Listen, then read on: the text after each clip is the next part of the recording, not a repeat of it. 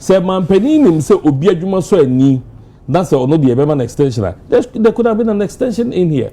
Okay. And as a mampeni was your suspended here.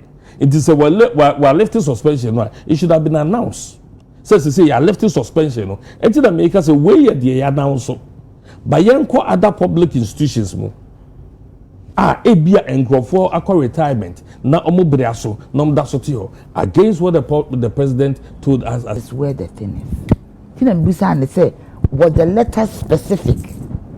Me as a public servant, took a public service officer, a you be a year juma or public service ma nemra so say where this is na eso oko. What I say? Inti no oka a form for no. Maybe free asia to be director where the 60. But so yes ana nature say at 60 years no public service rules ne say oko. What we have to extension here for the next elections. How? We calculate here your year ben. Yeah, 2025. 26. 27. 27. Into by 28. Yeah, for elections. Ebenya for fraud for the elections. Sir. I don't mind teacher who 2 years and 2 years. 2 years. 27. Okay, Ebenya for fraud in elections. Okay. That's ono call you call about cocrampo middle of baby. Okay. But then and a president by no. We are presidential staffer. Then a president by what your letter say. Ma ubiara enya extension of contracts. Can we go letter 2nd April 2025. It ya bunum die beka ho. Esan say hwe nkofo de omawre ehye mumu a ho. Ya munye na yenji amayofoni. Explicitly, ya sure letter 2nd April 2025. Office of the President 108 reference 25/3063. Suspension of the grant of contract appointment. The grant of post-retirement contract appointments to retired public service staff has been suspended with immediate effect. Public service staff. Oh. Public service. Public service staff. Okay. Police service in public service one. Is it public service? Consequent, police service in public service one. All requests for such appointment will no longer be considered. Kindly take note of this directive and ensure strict compliance. Where you kata buying by a watchroy. Ye who say reset emu bakuniye. Say and there say be penny be equal retirement. Yabema nako na womwa omo hono aba beshim na omaboa. Esan say ebi tibi market time wa esan enkrofo bi a omakọ retirement so na amom contract. Eti papa e die ba ye. Di obi e bi say adan yeni obiara obetibi take over as IGP. Ena we so nya de a ye ka de say obi pamono ana say libre na aso. Ena libre aso ye na nim say oba ye wabeye adwuma except for achichi bi ana say ba ye na ye gu ne din ho fi. Eti ka libre aso a na ka oh ochichi ni pe bi gu mu a ma ne abro nya case mu ne ade ye nkoho. Alcohol. We are having a conversation. Yes. Into one I didn't pen no cocoa no coche. Abonya na sabonya ye bibi and would you not so many coche. It is that case that was saying. Case that was saying. And go see baby. Missy, I could see me beside you some training. Because Abonya said Abonya court. And it's all so out. Court case in the so called court and a court and a grant in a bill. I don't see the case that Quack was saying. Oh, Gusso. Yo, Mati. It may patches why Juma, but I never will be beaten like a good Juma Huffy. Inti say a braswa, na I expect to say, and go back to home. Based on Mampeni, Krata or Maya Troye. At the bar Ghana hanging now will be as say recently, Bebasa afin ko penny ko retirement, I am a month nebium, near Bemo Macom anymore, and then Kaya de pa. A yet day in a way dear, Yama Quine say a man of 2 years extension. Only is based on police council, no recommendation, or we say, woman no, and there were no the warrior capabilities almost a swing. Police council, no harm on almost say. Oman penini akadeɛ now so oman penini waka ba yesusu se senka wutimi ye ne se ya ebeboa eno mo panyin so hwe ya no so okay omusa makade na so se nipa no wo so ma eboa ene bambo ejuma so ekonenim ne de mame emfa mame eno na me pa kire se mampani enimu se oka semu a untimi mfa anya adwuma ye be convince no se we de wa ye adwuma ntino sa no kedi kwa so chiro krata me refer to correspondent AP say yeah ma extension police council ho anum e na wo so enti no said na mfie mienu no so na se obekwa asla ye nyi obi ensi anamu as IGP menti ase obi nchire mi mu enti we no na nka mampani aka se mia na mema ye twero ye se ye ma obia extension nenso asumesi na obenten de na djuma no eso ani obie no obetimi aye nti e ma na extension meka akwakusi se ye wo amayosemu na ye wo into public officer de ebe kano ye ni so pepepe enwenu ndc the propaganda fi campaign baba mu ma ba mu kwa no o me ye propaganda it is a letter be pie dwe so oh sa reset ye be ye adwuma enie ebie kwan yi yen kohwe other people a ebie omo extension no yen announce mpo yen kohwe other public officers omo extension where your police ni IGP to ye den yen was yetimi announce nti na ye piesa but there could be other people or retirement as well that sort office against what the president wrote to the nation. Man penny or mine penny nasem a top for more. I will say yeah, Juma. And yes, sir, that you been obiara and fed winning the ma and somewhere for man penny as well. Yeba 80 police council almost some review. They should come again. I am not against the IGP. I don't have any problem with him. But on the matter of principle, say man penny and my tro yeah. Edibeto just say yeah ma extension biom. But you admit so say nejuma so any. And I say man penny nim say nipa bi ejuma so enu a there could have been an exception in that letter. So we say we admit to say obey IGP nejuma so. The man can say nejuma akoye except a few flashpoints are my body in ho. So that's here. Enti say man penny nim say obi ejuma so eni. That's the only the extension. There could have been an extension in here. Okay. And as a man penny was your suspended here. It is a we're lifting suspension. It should have been announced. Says to say you're lifting suspension. Until the makers away at the announce. By young other public institutions. Ebia and for a retirement. Now omobriaso, nom dasotio against what the president told us as a nation. Okay. It will be concerned no.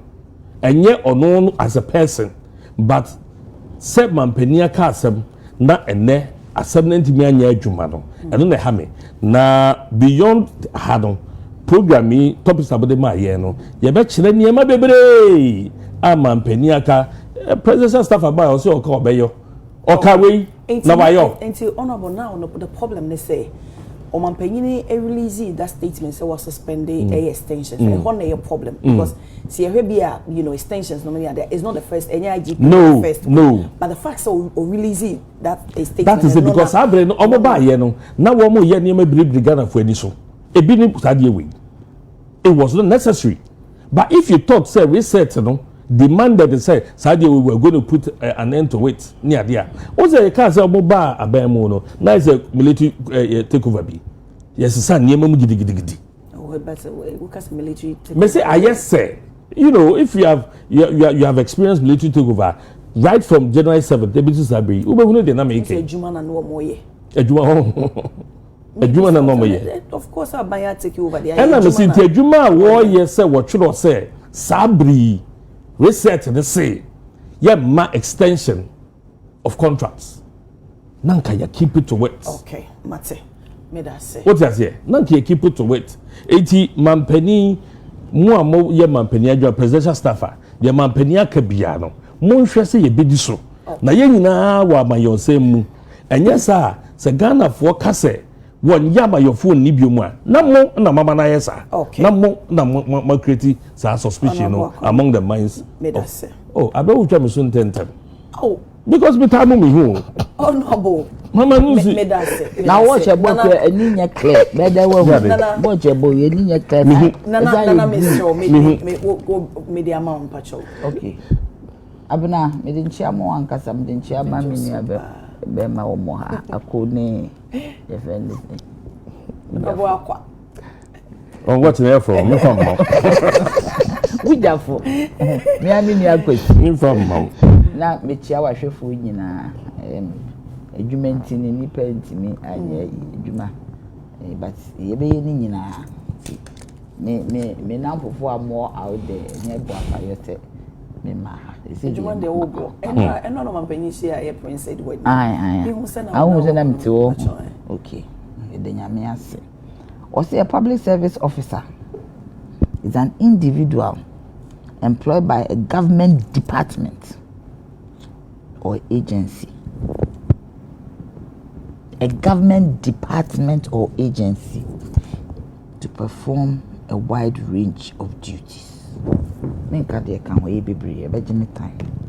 That is where the thing is. Say, was the letter specific? Me as a public servant, took a public service officer, and you be a year juma or public service ma, name rason say where this is ne eso oko. What do I say? Inti no oka a form for no. Maybe free asia to be director where this is but so yes ana nature say at 60 years public service rules ne say oko. What we have to do is to differentiate a direct appointment by the president and an appointment by the Public Services Commission and going through the interview, the ranks, everything. IGP is not interviewed. When IGP is appointed, it doesn't go through a competitive process. So that is where maybe the gray line but is. But it's a committee interview, no? Yes, but I'm saying he doesn't go advertising or paper say IGP position. So me person me call you baby director of human resource. Maybe ma you advertising. Yeah. Me call na ma interview a panel. What is the meeting? And we should try the two. Say government because PSC interviews warmer government are appointed one. So we need to really maybe who is a public service officer. And who is somebody appointed by the government? Now, before Omanpenny appointed or no, you bet me a classify and a public. That are not a public service officer. Okay. What I say before the appointment, they be with the 60 was a one won't mean Castle best. And this is somebody who has become a leader. But you see, the acquired NPP for Suban and may to be a woman. Because Papa name Resson says, well, IGP and farmer. Yohuno Resson, you know. Send the time was on young farmer. I say no educated me a mashafo. Before Omanpenny be appointed will be no a year through the rank. Sebia, you know, there's a senior person and as a senior most person. And they say IGB, a certain institution. And that's me quite specifically a police, you know. And now say you be a feel say we are aligned to a political party and what so they appoint. Police there when police into me aligned, so Jenny into me aligned. What am I say? Because public service you cannot be aligned. Okay. If we say who need to be brain a year juma. It will be our baby or not so ne de ko. Ti me say CPP ni na o ma me post na me corner CPP ni wo hwa. Wan sha na makwa ye makwa penny pass them against obi or NPP, which is obvious. So obi or NPP dey me penna sem a change. And the ending thing be end of nipa ne 10 on and that's any time and so yeah. Na say enye se you know a political appointment or political affiliated position. And then you see the president continue. The constitution now. The president has a lot of prerogative. What I say, and when it comes to security matters, so as I say, we mission near maybe. What I say, because security matters in your day, did agro. So it is not about say oh nipa ne time so it is also about say security make President Akuffo time or appoint your friend say Akuffo me offer no me aka me ebusa say offer na den na appoint offer as defense what I say because we dey akwa say ebusua o se unua yo na ma ebi beka unua o yo na ma ebi beka it is telling you say that is a sensitive position. Then politically too. I know you're political. I know your loyalty. And also be a fool so bit me agina to my wish you crony yama. And nuntina na obi IGP any pan time on so cry na. Obi IGP because maybe you don't trust the person. And yes, a trust though. And yes, a trust. Political security issues are tricky. Obi IGP ness or person how or how. Ebiani say Yohuno edit programs and policies put in place to reduce crime. Okay, another time police for mu so okay, police for mu rough. Now internal security is key because when to me and internal security and I will bring a lot of dissent. In Akuffo timemufo no ebufu. Amanfo no bufu. Wan hwe Yesu so a e masoja fo so nya mmere. E de be ya ade o mpese o moye. De bia ne so je ni tisimu a na chese amanfo eni nye o ma nyi to a certain extent so je ni beye bibi fa amanyosem ho a me pese me boss edin because me pese edin no kure bebem but so je ni your friend is saying etimi tisimu a the soldier needs civilian support to be able to do whatever the police is so nye papa civilians nye happy because to trust them your friend is saying chrono this name nyina but abna taking me off me see NPP for na ma we nyina aba because papa ne mre so ye no mo fa no e no mo ma ne ye na dwuma nka ba na na reforms here wo ye atintim time a wo mo fa Dampare hwe obi ani ho ane nani age most of the people there thought to say we omo akola within the police service Yohuno wo fa na uti de bi me need that Dampare me pronounce empa but I'm talking about facts. Most of the people are unhappy me kura binum kura ba mo ni mbedi nkomo see e ba ha ye nka but so me ma your money in yes into me time e Dampare unim nkofo bebu se wo so se but maybe ni ema ni bu ekoso MPP do no mo ye adwuma ye different matter because idea no de wo person o ye kra wo ma anye. It's possible say whatever he did no cry maybe one for no one pe na de no person we na say emwo minor na Akuffo no mo ye adwuma mo nwene man no ho pacho ben ko anka kanofori atehwehwe na nka yihu no ohunu wahin no wo hene ohunu ni face ehunu ni nose ehunu ni eyes wo wan ni pe bi wo ho at least nka ebehunu kanofori ato wo edi ebe nti no akote. Oh, papa, but are we discussing Kedofa? Oh, Pacho, my time, the empanam, the baby would be in Casa. That's okay, we're discussing. No, honorable. I mean, come on, Missing Akuffo, you may example, go school now, show paper. One for examples in shame. One for examples and shame, one more lawyer case. And no example. What I say? A friend said J2 versus a J2. An example will be a use case law. Now they are showing jurisprudence. What did they make you? For case I'm a more principle and Kwama Unya. So arguments you need to back. Yeah, backing it with an example. What did I say? In Akuffo now, one more walk on a papa back on one more no Ghana. Yenya Yahubi.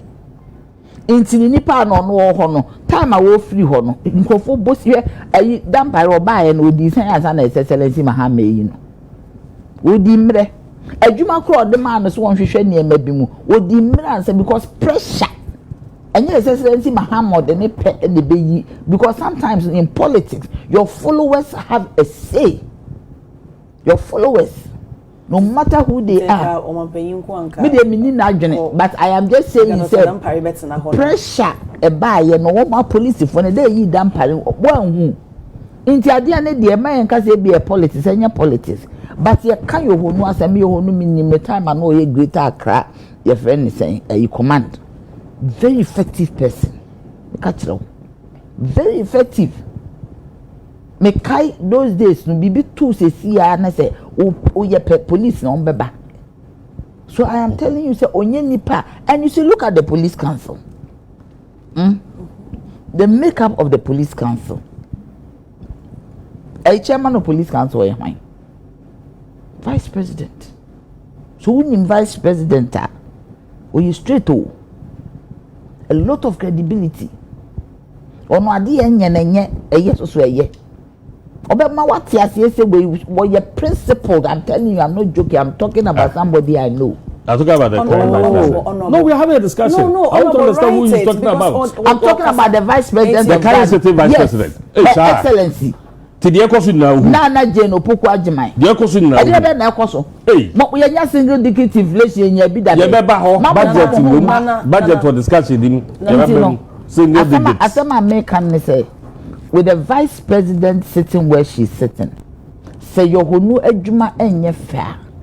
There was no way Ono Krobe agree. Kofi Boache is also there. What I say, a very disciplined and astute policeman. Onimbiye no onimbiye. Kofi Boache obe born a life o. Obe use ne perfume obe born a moash. But se Kofi Boache ye police ni. The car security police yesu se ni nyina no ope life. Mi Kofi mini ne nyini wo ye mpanyi. Kofi Boache e wo hobby. Se bibi nkoyi a Kofi be kana dwene. So I do not think say eye keke. Say president atena baby, but besides this is it. Or see obia or ye public service staff. We need to dichotomize between the two. Obia ya appointing no obi or public service staff. Ehia primary way aba no me kwa hwehwem mo journalists mo hwehwem ni hu difference. Yes. Because me ye kan ko ba nyina no. Na me minim say ye more public service staff.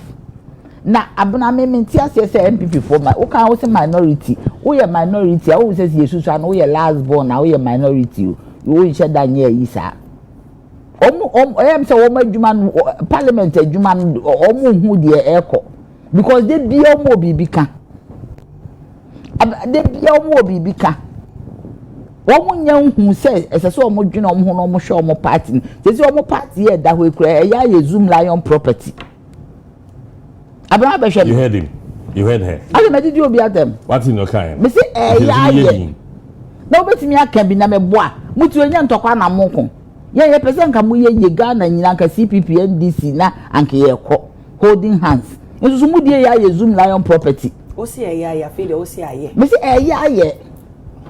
Ada ya na wo de bi agenda na asem woni mu asesa na me kai woni ma na so mo kai hwan na ni ni sisa ya da wo fa describe who CPP kwanye CPP kwanye CPP ona bo akwa me so ma na so face CPP aye one woman property no me say ya zoom aye one woman property CPP aye one woman property aye one woman property you na get film me ya zoom na ye hwan na ka tiro na kwa me ko headquarters me ni won ko hyehyɛ wo so CPP rent ya te na CPP ni say na me CPP la me it was the disappointment and now you ska ko CPP na woni ba bia me nyɛ ska na free what the disappointment and now you ska e ko tua CPP rent sara rent bi ntua CPP woni ko tua CPP rent CPP nkrofo nim any si for help me si nkrofo nim any si for help nkrofo nim ona bo akwa I don't problem ye dey. The problem they say you cannot describe a party as a Zoom lion property. I'm not CPP. I have one woman property. Me see one woman. And I want to say Zoom lion property. One woman. And I just CPP aboso. And we probably need to. Yes. I want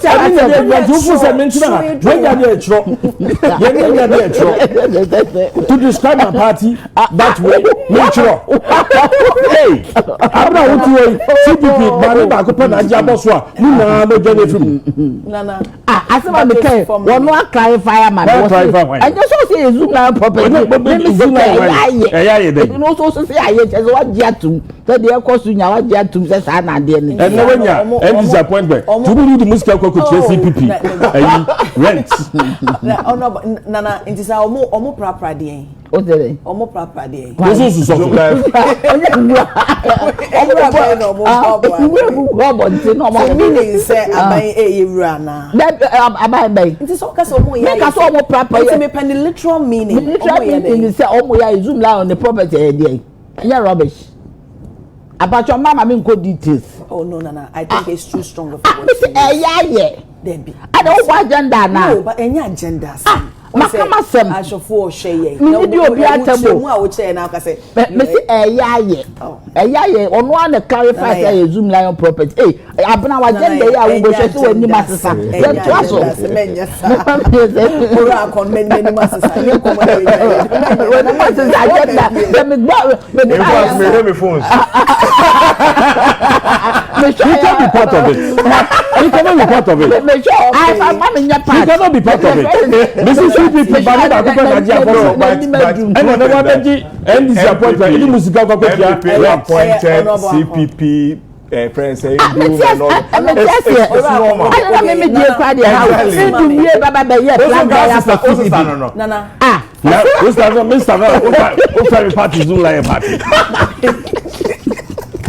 Mama me serious.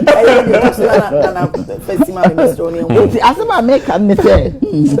One appointing Indumo, obey a flag bear. Joma, essentially, Joma Mahama appointing me and I am a tiny amoya. So the point is that Sika when you are NPP more the Baba Chichi CPP.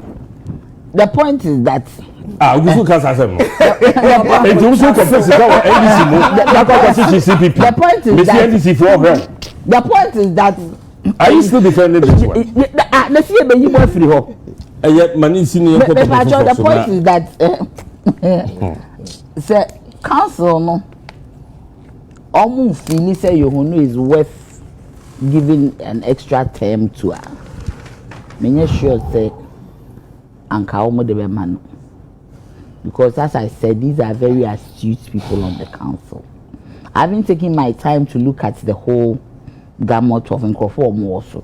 But at least nipe mienu a mimi de, especially the chairman. Obiare ni ho betimi egu ni ho fi. Oka na dwene. De ye oka, de nye so oka. Okay. What is the first female vice president? When you say Excellency Mahama de, o ma ho asem hia no. So wo hwe kra sesi kra no. Be bia adwuma bi obefa nipa bia ne ma. This is Mijina Swa and Ope Medenchia Bema Marietta, lawyer, counsel to president, to Shamima Muslim, Nana Uye later. All the women at the Flagstaff outside. Excellency Mahama, Wama Yejuma, ye Abuano. What I say, so there is no way vice president will agree to something that will not inure to the benefit of Ghanaians. Yohuno IGP has done well. He has always been an astute policeman, a very intelligent one at that, a practical one. Unim ne juma oshishe ejuma. Emma police ejuma no eyefe. Oko police mwa ubi eni hwa ne raho. They said those days are not NPP for a. Okay, Mate. Medase pa mami reading messages ni bi ansa na call your next topic. So Honorable Alex, please. When the ex-president Nana-Addo said there wasn't going to be any haircut, did he come back to tell the citizens that he has reversed that decision? We say, Samuel Kingsley, Kobina, Bisa, Saso, Edna, Richard, Nketia. Good morning, Sister Abena. Please, can you greet Nana Yaa? Please tell her we miss her. Okay, Nana Edie, no. Abladi Fikuma and so there, but the extension of IGP's 2 years is a good move. We need experienced hands after all we want is result. Those who want his position to chop should know that Ghana first. Okay, nti Abladi Diawode Abba enono. Nasco Fufu. This woman is bold, but she doesn't like to say true colors of both NPP and NDC, who were more corrupt during government or ruling. Greetings to Dr. Brian. Okay, Nasco Edebio and on Nasco the messages dodo na nso aba maame we say maame Kwame Amakasoa. Good morning Abana. Mahama's appointments are enjoying while civil and public servants are suffering. Happy birthday to Asana and Fuseina of Kasoa into one so would dear no okay. Sir Emmanuel Debio Nana Yachempem CPPO when ye NDC was host please. Why two NDCs today? Patrol NDC for the patrol Nana Yachempem CPP. The patrol ane into social and social family. EC petitioner patrol. Former General Secretary for CPP, first female General Secretary. That's a former. They say presidential. The full Ghana first female Obama Basson, first female General Secretary of a political party. Me no me platforms who are me problem, but sir. CPP no away and area 1 year.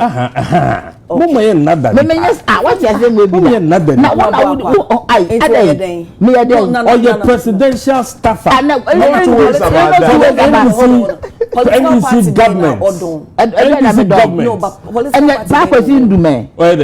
political party be no not over CPP. Now why won't I decide the mommy? Not over CPP. Okay, Matthew, na yenko. And we just CPP na mani pa ba kon no kun. One woman and no akata ne bi e de buy and then so assign the baby na say eye owura bi oye juma e wo EC akache and wa petition on mampanyini say irregularities be equal so any misconduct be efa Mami Jane Mensa enyo nonko Dr. Bossman ene Urasare and so inti enuntino omampanyini enyo mufi was 12 counts and the name and oboso on disclose ye inti enono omampanyini ne na kata ne aba EC petitioner stole printer on interdiction tene just opanyina or no petition woman no ono no dansoman circuit court kompo remande no I bet omo ye hwehwemu no allegedly omo say beto omo say na machines bi wo hono a efa na sase na so wo fire nam so krompo ma okopie mu e wo hono na nei wo numom na wo petition eye omampanyini me sha say dey free honorable akwa hono yo me nya asem ne mu details ba metie no e wo Sun Radio Network ono agi to mu say owo interdiction because na host ne pay bisa ne say okwa adwuma owo adwumam or say our interdiction. Why ye juma for a period in year. Now host the person beside and say, a dear when they interdictive and no kind say, and near may be a very be a year, a war easy home, and ye fast so at the interdictive. Dear Mijis Ama story yaba, and the credibility of Nipa or no say petitioner no ye easy for no Eddie. Na yenim say enema we ne ye niema ya hihya to because bra to aba wie ye ye nwan mandisi for ba mu ye hunu ewo network bebre so social media say target ne say besisa chief justice yes chief justice we are the next person ye yisi afi ye wi a na no we heard the audios no ne ade na o hwe senior chief justice case no akwakosi enra me san so etie binia former member of parliament honorable Ashaman e wa another TV station no so ka say yisi ene ne apamfo nyina no ebe ya omuntu omohofo na omo resign no se de be ombenya omo entitlement we emma me hunu say saade no a ekoso nyina no eyade a aban nsawo because Fenipa Mabo Mudin, a year honorable Ashaman or year governor appointee, now all can we. I didn't see Panoa or petition the petitioner. The credibility is at stake. But on only the petition, for the way any traction in the media all over. Now the EC has been set up. Yes, and Namoa you be true. I was idea home. Many go forward about petition president. I want near my baby home. Me, my petition. When I but petition president e won nyema bi hu ye nte ho hwe ye ka de kore me nka de kro so wunim e na nem na petition ko fa asem mre mi o me kire o say by petition o your presidential staff it dey make sure say by petition and I have not gotten any response on the fact say me MCE aje galamsey fosi bisika ema wa ye no say fine I just want to understand whether president any bria wode ku galamsey no say MCE be aje fine from galamsey as a right now I just want that and said the presidency M1 and then Erastus Eddie Abetum say MCE is bebre under this administration to sika if you galamsey so it me petition no enko be me nyam waye. But the petitions in the one may delay nebi no one so we are contented ye trace media na we nyam waye wo say so nyam waye we nyam but it's out there in the media until the no chese we wo de bia wa anye ni ye nti na ni media no na we say nyam waye na we into fu say abrantie no a ono akoye petition no petitioner no interdiction no ono ma stop see na ba media ana waya because ono petition or the former president emu asemumpo he is not even ready to talk about it. I listen to him also on the petition president. It then a media no yes say somebody has petitioned the president. Just I'm not okay. As presidential staff me nyɛ bi presidency da. It no do so a na watch them how these things work. Abna me nsunsun me na me nsunsun me. Me ko ha now. Let me say come as so no aboaka. Ma me come as a agenda setting. Who say agenda also say agenda. Ono won kan agenda. Ono pia no me say agenda setting. Pia na say on kan me ho. Me kan me ho say develop me point. O say me kan me ho. So British azam wo kan. Na me say presidential staffer or so to be kire ye. Kwan ya ye fa so the petition called presidency. Anyhow a receive attention. Because Abranti dey na paper see na afei Abranti a interdiction no ankasa no already amafo dent the credibility because of the wakoyenti and then on one petition but it's all over in the newspapers adie kro no a what petition president mu no yenim I listen to him or say almost so on the one petition president but o de say me etoto ne akoso ewo chief justice yemu any send your mouth for kan say this is what they want to do no not say there's an agenda that is being prosecuted but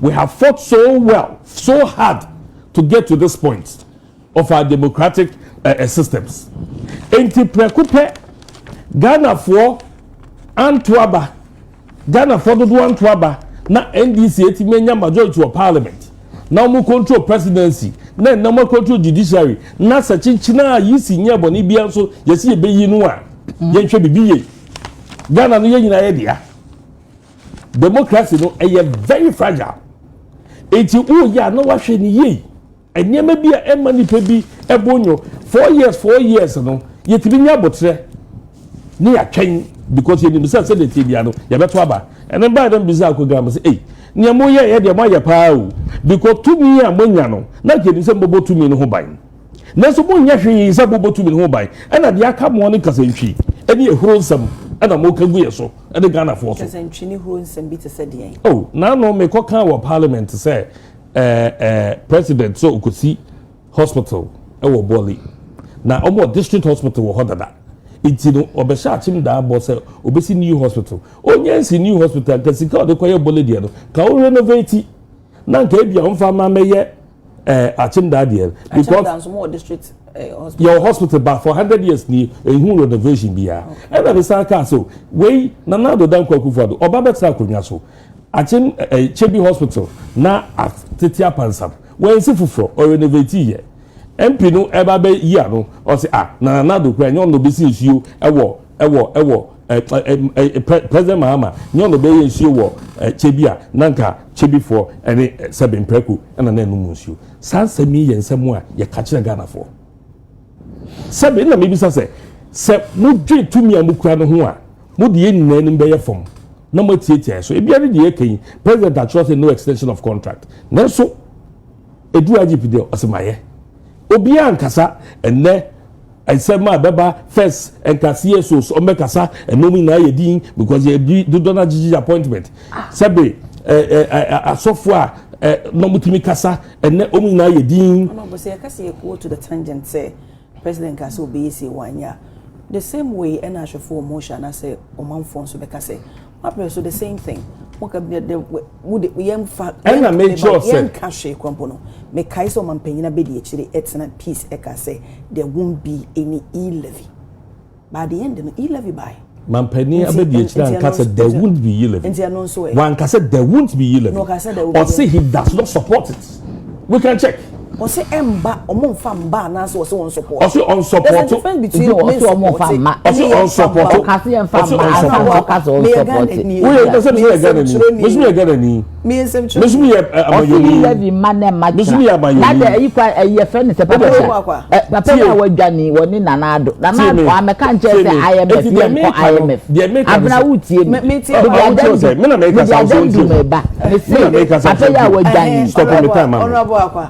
IMF and also some man come on what's young IMF and so I did and you'll be a person of IMF. But at the end no more because situation this solve IMF problems, you know, and that's or my problems, you know. Yeah, 137 in Parliament. Am I a quine? Am I what is it? Am I a family? Said there won't be extension, and now there is an extension. Actually, you call a budget. Budget. Because the budget are discuss debate to Parliament. NDC for are running away from their own budget. Yes,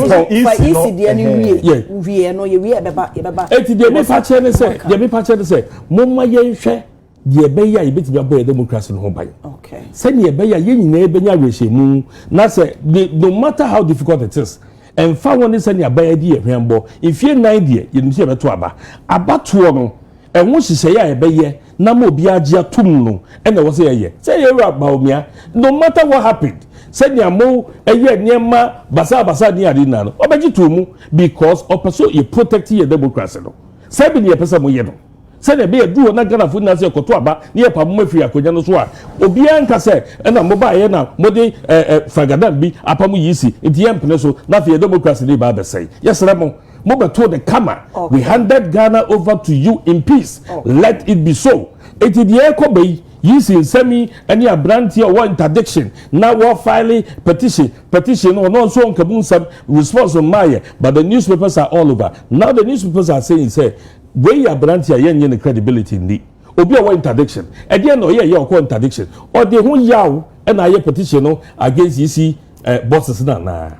And now said there are real issues. And now said this is part of the grand agenda. Your person, Ghana a one party state. Mate, me da say.